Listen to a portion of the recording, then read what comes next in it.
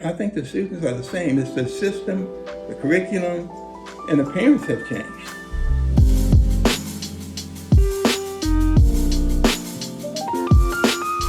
Hi, this is Lynn Widmeyer from Jefferson County, West Virginia, and today I am so pleased to be talking with Richard McDonald, or as he's known to students and faculty, Mr. Mac. Yes, ma'am. And he said I could call him Mac today. I'm so happy to be here with him because we are very blessed in Jefferson County to have so many people who have made a difference. And Mac has made such a difference as a teacher here at Wright Denny. I'm just so pleased to talk to him about his career. And why don't we just start right off with that, Mac, and tell me, how long have you been teaching and how did you get into teaching? Okay, I've been involved with education for about 54 years. Wow.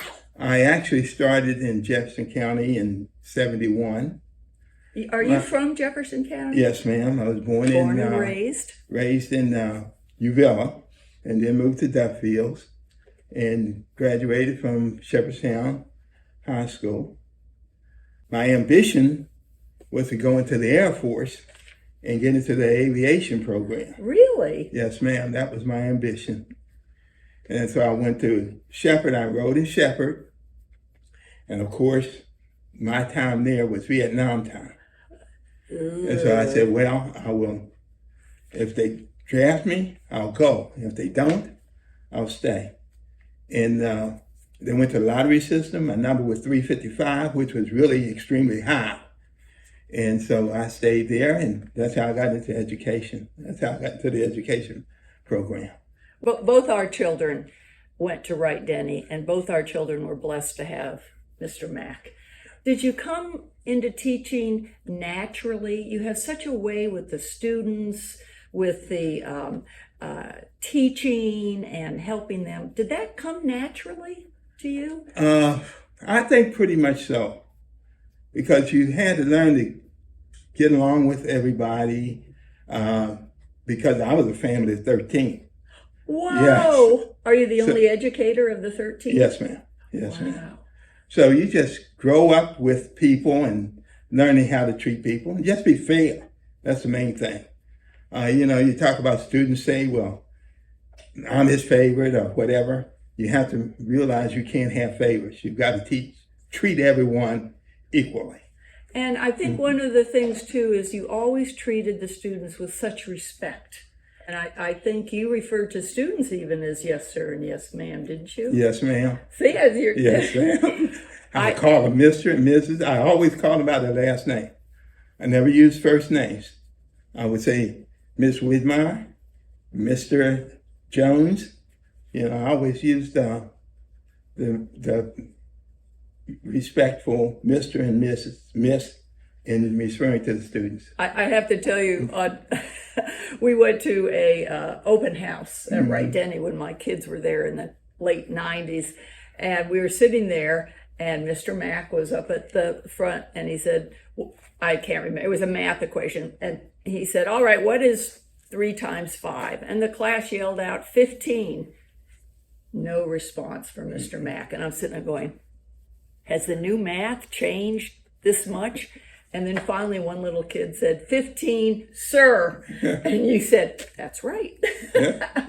Did you teach everything at Wright Denny? Yes, ma'am. Person. Yeah, well, I taught everything. We taught every subject.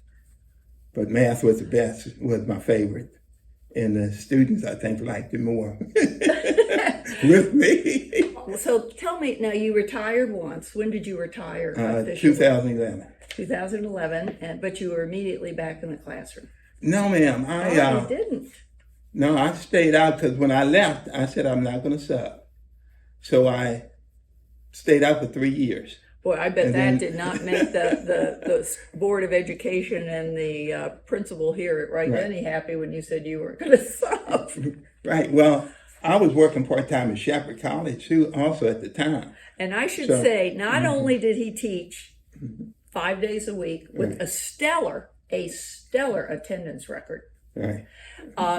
But then you went over to Shepherd University and took care of the Rams Den, right? Right. On the weekend. Yes, ma'am. I worked, I started Wednesday, Friday, Saturday, and then I went Friday, Saturday, and Sunday. So, yeah, I worked there for 33 years. Wow. In addition to working. Right. What year did you officially retire? 2011. And then you stayed away for 3 3 years. What 2000. brought you back? Chris. Oh, Mr. Walter. the principal who succeeded Bill Willingham Yes. as the principal here. Right. So how did he do it? What did he say? Ms. Barker was teaching upstairs, and she left. And she was, they didn't want to get somebody just for 1 year because they didn't think they were going to fill that position again. So he called me and asked me if I would do the full year. So Did he get down on his knees and beg? No. No, all he had to do, he asked. Because I sort of missed it. So you're still subbing, Yes, ma'am. and you claim that this upcoming December sub job semester, that you are going to quit permanently. Yes, ma'am. And I interviewed one of the teachers that worked with him, Jenny Sue Collin, and she said, well, I'll believe that when I see it. Okay. Yeah. So over your long career, what changes have you seen in the students? Because you've had a long... It's not as much in the students as in the curriculum of the system and the parents. I think the students are basically the same. Real? That's I really good to hear. I think the students are the same. It's the system, the curriculum, and the parents have changed. Have The society has changed. Parents gotten a little more pushy?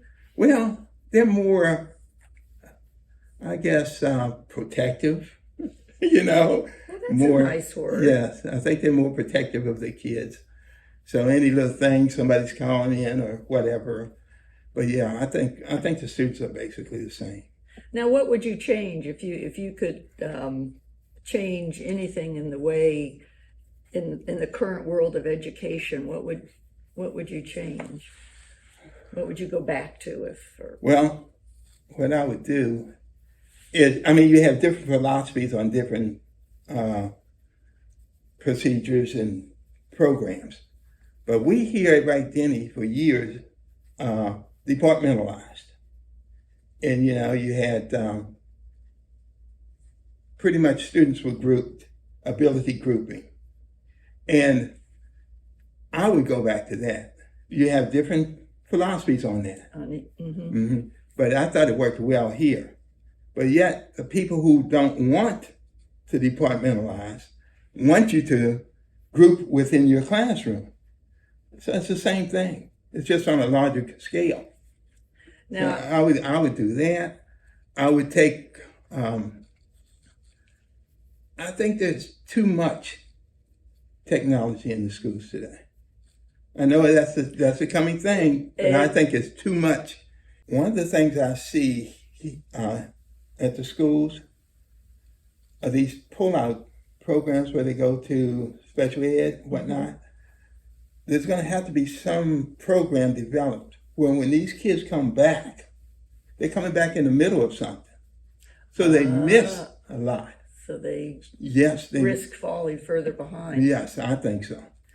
And to that point, talking to Mr. Willingham, the former principal, he said you would always offer during recess to coach kids who needed extra help. Oh, yeah.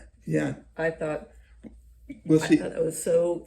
I think it shows your interest in making sure kids learn and stay on task. Right. Yes. Because I've been thinking about that when I come back this fall. What's going to be different than what the regular teachers do, because it's going to be different. I'll guarantee it. So, what do you think will be the biggest difference? Well, one, homework. Too much or too little? Too little. Too little. I'm a firm believer in homework. That's your practice time. Very seldom do students have homework anymore. Really? Very seldom. Oh, So, darn. Practice the writing skills, because they can't write. Oh, cursive. No cursive, very seldom. That's gonna change. Probably more respect, hopefully, with the group, that type thing. Just and learning to deal with people and get along with your classmates. Oh, that is such a life lesson. Yeah. Such a life lesson. Some of my friends who taught with Mr. Mack and always so appreciated the respect given back to you by students. And every person I talked to talked about the Mr. Mack folded arm. Okay, I want you to demonstrate how you, whenever Mr. Mack did this, silence reigned and the kids' order was restored. So I want you to show me that. Well, it's basically just, once you tell them. That's it. And That's just it. look at them. You don't have to say anything. Once students know you, They know they know what to expect. So you just have to train them in the way that you want them to go. And that's basically every it. student teacher should learn that. Well, now you claim, as we say, you're going to retire at the end of this year after the last semester. Yes. You have hardly missed any days at school ever. You've worked a double job at Shepherd. Now, how are you going to relax? What are you going to do when all of a sudden you're at home? I don't know, but you know what? Right now, I'm just running the roads here or there, going to visit this person, visiting that person, and I'm very seldom home. If you come with my wife, I'm very seldom home during the day, even now. And I'm not doing a whole lot. I understand she's probably pretty happy with that. Probably. One of your teacher colleagues said, is it Cora? Cora, yeah. Cora said, well, I don't know what I'm going to do when he retires and he hangs around the house. So she's going to be very happy to know you'll be running around and visiting people and doing. Yeah, that's what I do now. Just, take somebody here or there. So, well, what would, as we wrap this up, what advice, we're in a time where especially West Virginia is a really shortage of teachers. Definitely. What would you, how would you encourage young people to be teachers? What would you say are the rewards of being in teaching? The rewards are the fact knowing that you've helped somebody. That if you can help one person today, one person tomorrow, get them moving in the right direction, then you've had a successful career. If you can do that, and get these kids to, and even getting them to want to learn, that's the thing. I think that is good advice, and I want to thank you not only for sitting with me today to talk about your career, but I want to thank you for being such an excellent teacher for so many years. And I know your influence on my children. When we mothers would get together back in the day, would say, now, who do we want our kids to have? You were always at the top of the list. Oh, thanks. Always at the top of the list. So thank you for sharing your thoughts for me, and good luck in retirement. Yes, ma'am. Thank you. Yeah, I'm gonna give it up. So. All righty. We'll see how this semester goes. See, Jenny Sue Collins was right. She'll believe it when she sees it that you're going to retire. Thank you all, and thank you. Yes, ma'am. Thank you.